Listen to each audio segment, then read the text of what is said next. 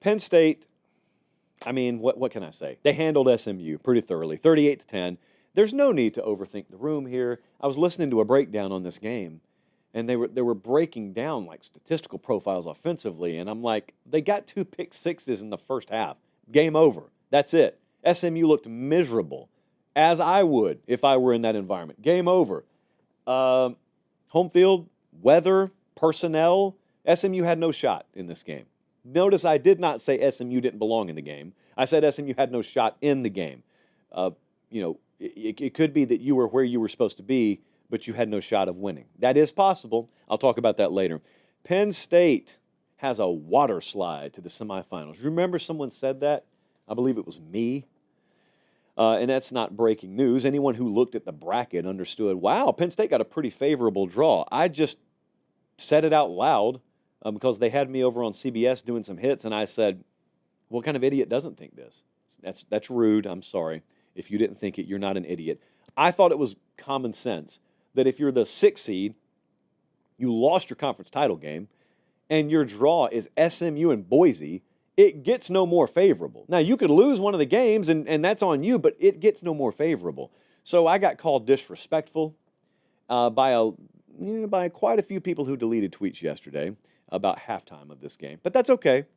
I don't get that benefit, but that's okay. So then they're going to go play Boise, and I'm going to say the same thing later about that game. And if they lose it, it's on them, but I still think it is the most favorable draw out of any of these teams that Penn State had. But they still had to go win the game, and they did. And you know what? They won the game, and I'm looking at the stat categories on here. Penn State, I mean, if I were to tell you Friday, Drew Eiler's only going to throw for 127, that would be an uh-oh.